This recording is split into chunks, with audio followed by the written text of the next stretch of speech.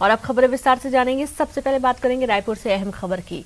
Chhattisgarh BJP ने किया प्रदेश व्यापी आंदोलन का ऐलान, जहां पर आज प्रदेश के सभी थाने में गिरफ्तारी देने जाएंगे भाजपाई। 5-5 की संख्या में सभी थानों में भाजपाई करेंगे प्रदर्शन, जहां रायपुर में रमन सिंह देंगे गिरफ्तारी। आपको बता दें कि प्रदेश व्यापी आंदोलन का ऐलान किया गया है और इसके चलते बीजेपी आज आंदोलन करेगी, थाने में गिरफ्तारी दी जाएगी। छत्तीसगढ़ में आज बीजेपी के आंदोलन के दौरान आप देखेंगे कि 5-5 की संख्या में सभी थानों में भाजपाई पहुंचेंगे, प्रदर्शन करेंगे। रायपुर में रमन सिंह देंगे गिरफ्तारी। बड़ी खबर है रायपुर से, जहां प्रदेश व्यापी आज आंदोलन करने की शुरुआत होगी बीजेपी की। बीजेपी ने किया प्रदेश व्यापी आंदोलन का ऐलान और इसके चलते आज प्रदेश के सभी थानों में गिरफ्तारी देने जाएंगे भाजपाई। 5-5 की संख्या में सभी थाने में भाजपाई प्रदर्शन करेंगे और रायपुर में रमन सिंह भी गिरफ्तारी देंगे। तो बीजेपी का आज से आंदोलन शुरू होने जा रहा है। टूल किट एफआईआर के बाद ये आंदोलन किया जा रहा है। आप देखिए कि लगातार जो बीजेपी है वो भी हमलावर है। प्रदेश व्यापी आंदोलन का ऐलान किया गया था और इसके चलते आज इसकी शुरुआत होगी। थाने में गिरफ्तारी देने भी जाएंगे भाजपाई। उनका ये कहना है कि 5-5 की संख्या में सभी थानों में पहुंचेंगे और प्रदर्शन करेंगे, साथ ही गिरफ्तारी देंगे। तो टूल किट एफआईआर के विरोध में ये आंदोलन किया जा रहा है। आज बीजेपी आंदोलन करने जा रही है। प्रदेश व्यापी आंदोलन होगा, जहां पर भाजपा गिरफ्तारी देने थाने पहुंचेंगे। 5-5 की संख्या में गिरफ्तारी दी जाएगी और थाने के बाहर आंदोलन भी किया जाएगा। टूल किट एफआईआर के विरोध में ये गिरफ्तारी दी जाएगी। तो आज रायपुर में रमन सिंह भी पहुंचेंगे थाने और रमन सिंह गिरफ्तारी देंगे। साथ ही जो भाजपा के अन्य कार्यकर्ता हैं ये भी अन्य थानों में पहुंचेंगे। 5-5 की संख्या में प्रदर्शन करेंगे, विरोध करेंगे। टूल किट के विरोध में जो टूल किट एफआईआर का जो विरोध हो रहा है वो कुछ इस तरीके से रहेगा कि आज जो भाजपाई हैं वो विरोध करेंगे। और ज्यादा जानकारी के साथ संवाददाता अवधेश, आज बीजेपी का आंदोलन शुरू होने जा रहा है, प्रदेश व्यापी आंदोलन, और ये एक अलग तरीके का आंदोलन है जहां पर सभी थानों में तकरीबन 5-5 कार्यकर्ता पहुंचेंगे और गिरफ्तारी देंगे। बिल्कुल विनोद, देखिए सबसे अहम ये है कि डॉक्टर रमन सिंह आज खुद सिविल लाइन थाने पहुंचेंगे गिरफ्तारी देने, क्योंकि उनके खिलाफ जब एफआईआर की गई और एफआईआर करने के बाद उन्हें नोटिस भेजा गया जवाब देने के लिए। हालांकि उस नोटिस में ये जरूर लिखा हुआ था कि पुलिस उनके निवास पे जाके उनसे जवाब तलब करेगी। आज दोपहर 12:30 बजे का जो वक्त है वो पुलिस ने नोटिस में तय किया था, लेकिन उससे पहले रमन सिंह और पूरी बीजेपी एक स्टेप आगे चलते हुए रमन सिंह अपने 4 सहयोगियों के साथ, मतलब ये कि जो प्रदेश अध्यक्ष विष्णुदेव साय, वो जो नेता प्रतिपक्ष धर्मलाल कौशिक और पूर्व मंत्री बृजमोहन अग्रवाल, राजेश मूणत, कुल 5 की संख्या में रमन सिंह सुबह ठीक 10 बजे राजधानी रायपुर के सिविल लाइन थाने पहुंचेंगे और अपनी गिरफ्तारी की मांग करेंगे। और बड़ी बात यह है कि 2 घंटे तक वो थाने में खुद बैठेंगे अपनी गिरफ्तारी को मांग को लेके।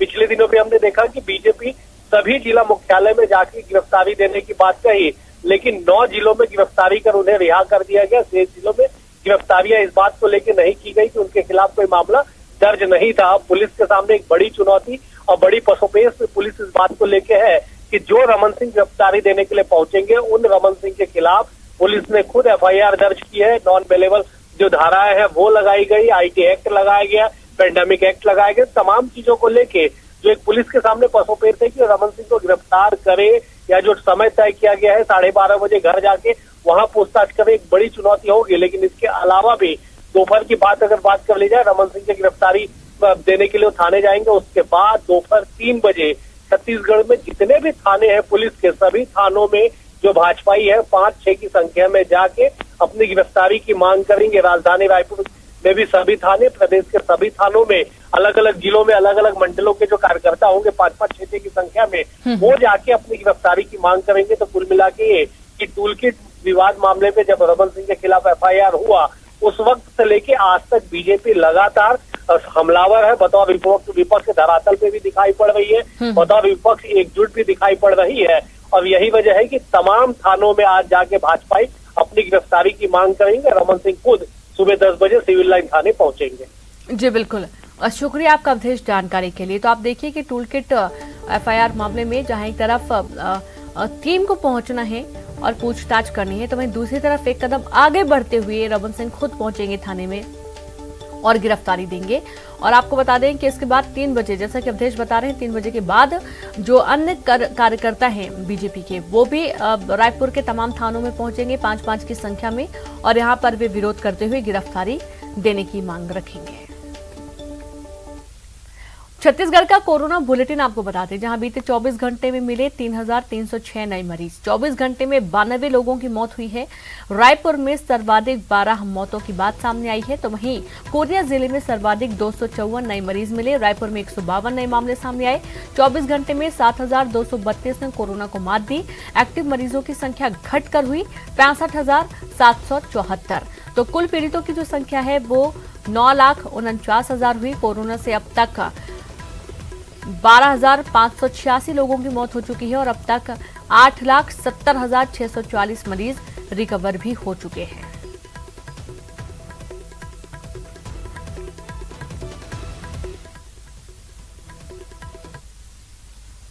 और सूरजपुर से बड़ी खबर है, नाबालिग से मारपीट का मामला सामने आया है। पिता ने दर्ज कराई एफआईआर, दर्ज कराई शिकायत, जहां पूर्व डीएम रणवीर शर्मा के खिलाफ शिकायत दर्ज कराई गई है।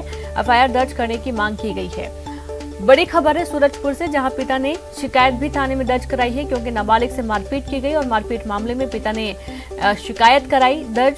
पूर्व डीएम रणवीर शर्मा के खिलाफ ये शिकायत दर्ज कराई गई है। एफआईआर दर्ज करने की मांग पिता ने रखी है। तो नाबालिग से मारपीट मामला सामने आया है। पिता ने शिकायत दर्ज कराई है। पूर्व डीएम रणवीर शर्मा के खिलाफ शिकायत दर्ज करने की मांग, एफआईआर दर्ज करने की मांग रखी गई है। सूरजपुर से अहम खबर है, जहां पर नाबालिग के साथ मारपीट हुई थी और इस पूरे मारपीट का विरोध करते हुए पिता ने एफआईआर की मांग की है।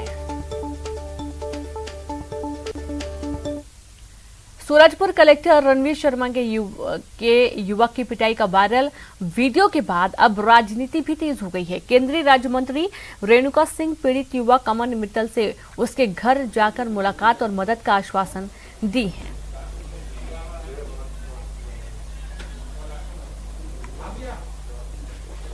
तो अब इसको लेकर रणवीर शर्मा ने मारपीट की है, तो मैंने तो डीओपीटी में पत्र लिखा है और मैंने चर्चा भी की है इसके संबंध में कि जो सिविल सेवा आचरण अधिनियम होता है, तो ऐसे कलेक्टर के ऊपर कार्रवाई होनी चाहिए। और मैं प्रदेश सरकार से इसके संबंध में मांग करती हूं कि सिर्फ ट्रांसफर ही समाधान नहीं है, उन्हें निलंबित करना चाहिए।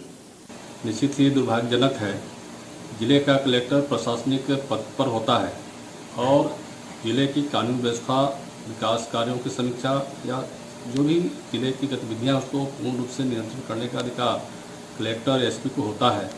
लेकिन इस समय जो स्थितियां हैं, ऐसा लगता है कि कांग्रेस के भूपेश सरकार पूरे अधिकारी कर्मचारियों को तानाशाही करने का छूट दे दिया है। तो वहीं इधर कलेक्टर ने पीड़ित युवक को मोबाइल नया खरीद कर दे ही दिया। दरअसल शनिवार को कलेक्टर रणवीर शर्मा द्वारा अमन मित्तल नाम के युवक को थप्पड़ मारकर मोबाइल को तोड़ दिया था, जिसके बाद वीडियो वायरल हुआ। वीडियो के कारण सीएम भूपेश बघेल ने कलेक्टर रणवीर शर्मा की सूरजपुर जिले से छुट्टी कर रायपुर मंत्रालय में स्थानांतरित कर दिया।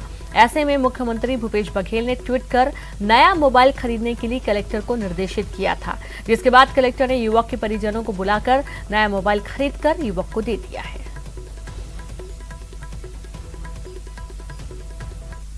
कल कुछ घटना हुई थी, वही थोड़ा बहुत अन्याय हुआ था, लेकिन उसका जो बातचीत हो गई कलेक्टर साहब से, उन्होंने अपनी प्रतिक्रिया दे दी है और प्रशासन ने जो भी कदम उठाया उस समय।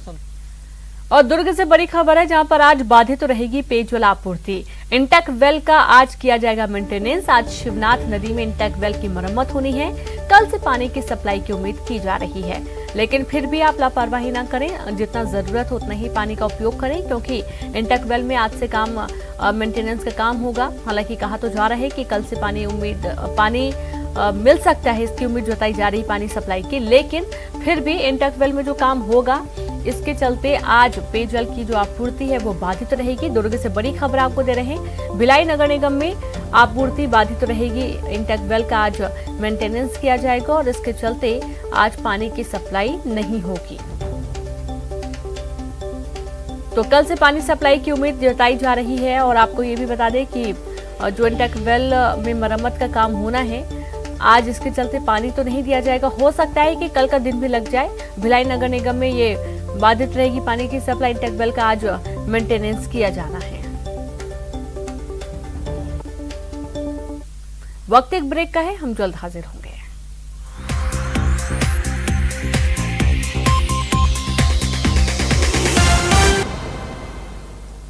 ब्रेक के बाद एक बार फिर से आप सभी का स्वागत है। सूरजपुर के पूर्व कलेक्टर रणवीर शर्मा के रायपुर ट्रांसफर के बाद जिले के नए कलेक्टर गौरव सिंह ने रविवार देर शाम अपना पदभार ग्रहण कर लिया है। पदभार ग्रहण करने के साथ ही तत्काल स्वास्थ्य विभाग के अधिकारियों से जिले की स्थिति की जानकारी ली। गौरव सिंह ने बताया कि शासन द्वारा उन्हें जिले की जिम्मेदारी सौंपी गई है और ऐसे में सबसे पहले कोरोना जैसी महामारी से जिले को सुरक्षित रखने के लिए हर संभव प्रयास किए जाएंगे और बेहतर कदम उठाकर जिले वासियों को सुरक्षित रखने की जिम्मेदारी है। देखिए, इस समय पूरा विश्व जिस महामारी से जूझ रहा है, तो अभी सबसे पहला जो हमारा मुख्य उद्देश्य होगा कि हम अपने ज़िले को यथाशीघ्र कोरोना का जो संक्रमण है उससे कैसे वो कर पाएँ, उसी संदर्भ में अभी मैंने अपने हेल्थ विभाग के लोगों से वस्तु स्थिति को जाना है। क्या और बेहतर कर सकते हैं उसके लिए करेंगे। साथ ही जो हमारी सरकार की प्रमुख योजनाएं हैं उनको कैसे जमीनी धरातल पर बेहतरी के साथ उतारा जा सके, उसके लिए काम किया जाए। दंतेवाड़ा जिले में लॉकडाउन में बेवजह घर से बाहर निकलने वालों को प्रशासनिक अधिकारी उन्हें अनोखी सजा दे रहे हैं। घूमते लोगों का अब स्पॉट पर ही कोरोना जांच करवाया जा रहा है और दोबारा घूमते हुए पाए जाने पर आइसोलेट करने की हिदायत भी दी जा रही है।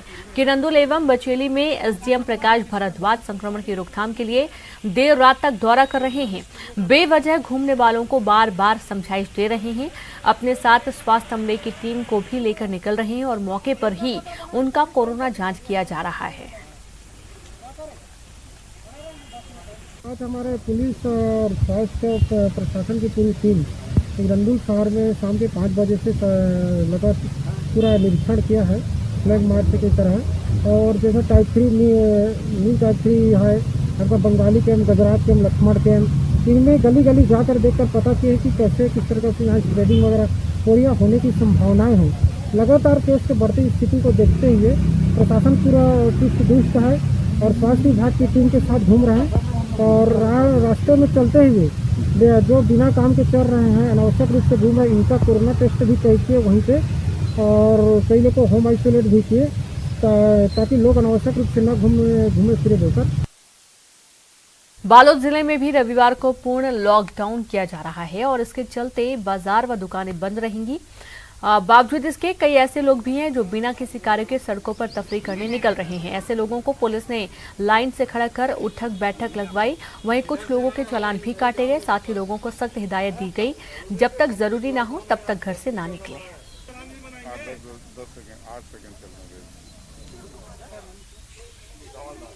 तो कई लोगों के चालान भी इस दौरान काटे गए हैं। बालोद से खबर है, जहां पर लॉकडाउन के नियमों का उल्लंघन करने वालों के खिलाफ कार्रवाई की जा रही है। सड़कों पर जो बेवजह निकल रहे हैं उनसे उठक बैठक भी लगवाई गई और साथ ही दोबारा बिना किसी जरूरी काम से बाहर निकलने के लिए रोक लगाई गई है। तो अभी भी लोग लापरवाही कर रहे हैं। लॉकडाउन के नियमों का जो उल्लंघन है वो लगातार देखा जा रहा है और इसके चलते अब सख्ती तो की ही जा रही है। पुलिस ने उठक बैठक भी लगवाई और साथ ही चालान भी काटे गए हैं। बावजूद इसके लोग बाज नहीं आ रहे हैं। बेवजह घूमने वालों को सजा भी दी जा रही है और उनका चालान भी काटा जा रहा है।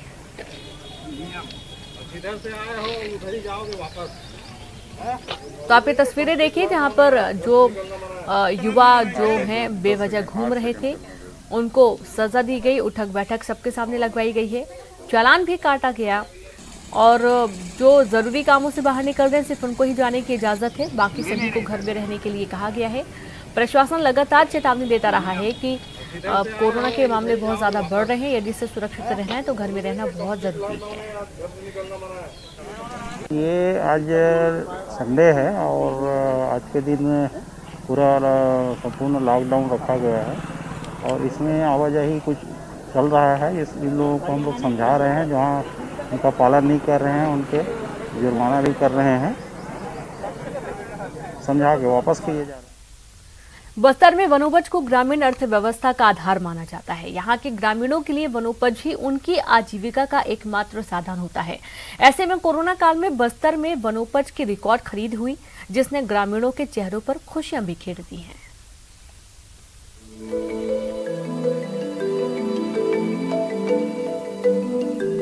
कोरोना संक्रमण की वजह से जब सभी कारोबार ठप पड़ गए हैं, तब मुसीबत के वक्त वनोपज ग्रामीणों का सहारा बनी है। बस्तर में कोरोना महामारी की वजह से लॉकडाउन के दौरान भी वनोपज संग्रह पर कोई रोक नहीं लगाई गई थी। ग्रामीण सभी नियमों का पालन करते हुए वनोपज इकट्ठा कर रहे थे। फरवरी से मई तक संग्रहण का काम कर रही अंचल की महिलाओं को लाखों रुपए की आय हुई है। कोरोना संक्रमण की वजह से वन विभाग घर घर जाकर महिला समूह के द्वारा अब वनोपज संग्रहण कर रहा है। बस्तर के जंगल में हमारा इस साइड में तो हर्रा, बहेरा, इमली, तेंदुपत्ता और चारू बीजा सब कुछ हम लोग मिलता है और हम लोग खरीदते हैं वन विभाग के मदद से।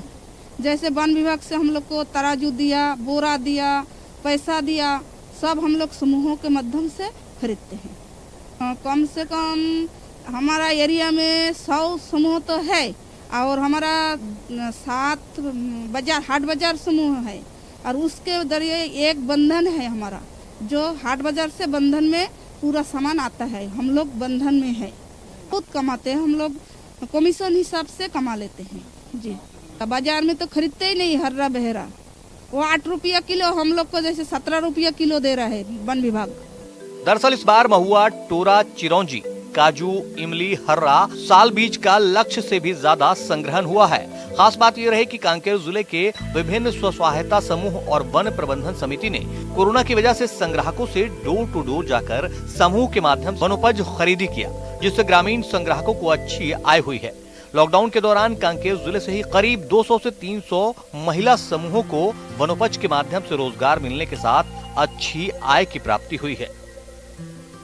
सर पहले तो जैसे कि हम लोग घर के महिला है, पहले घर के काम काज करके घर में ही बैठे रहते थे, उसमें खुश होते थे। अभी सर हम लोग बाहर निकाल के जैसे वन विभाग के सहायता से हम लोग बहुत काम कर रहे हैं, इसमें हम लोग बहुत खुश है कि हम लोग को इतना खुश है कि हम लोग बता नहीं सकते।